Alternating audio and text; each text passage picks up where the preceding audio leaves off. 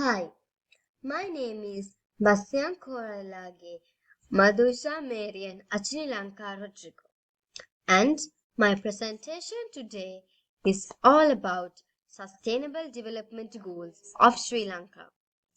I choose Sri Lanka because it is my motherland.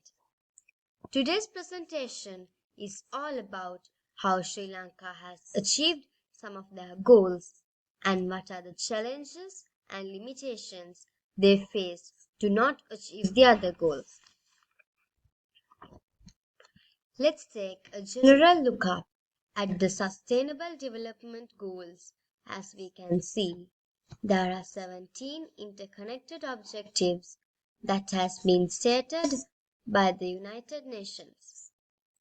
No poverty, zero hunger, good health and well-being, quality education, gender equality, clean water and sanitation, affordable and clean energy, decent work and economic growth, industry, innovation and infrastructure, reduced inequalities, sustainable cities and communities, responsible consumption and production, climate action, life below water, life on land, peace, justice, and strong institutions, and partnerships for the goals.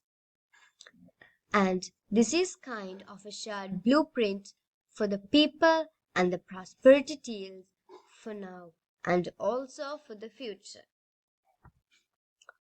When we talk about sustainable development goals in Sri Lanka, as you can see, Sri Lanka ranks the 74th place out of 169 countries as per the Social Progress Index Statistics 2022.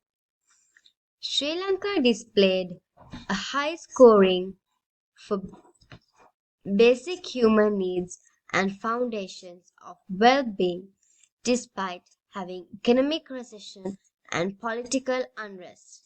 Now, in 2022, they have scored 69.22. Sri Lanka is in good position to achieve the Sustainable Development Goals in 2030. These are the trends that Sri Lanka has achieved. You can see some of the goals has been achieved successfully. Some are moderately improved, but some are stagnating because of the challenges and the limitations in our country. As you see, Sri Lanka has made a good progress with sustainable development growth in comparison to India and Bangladesh.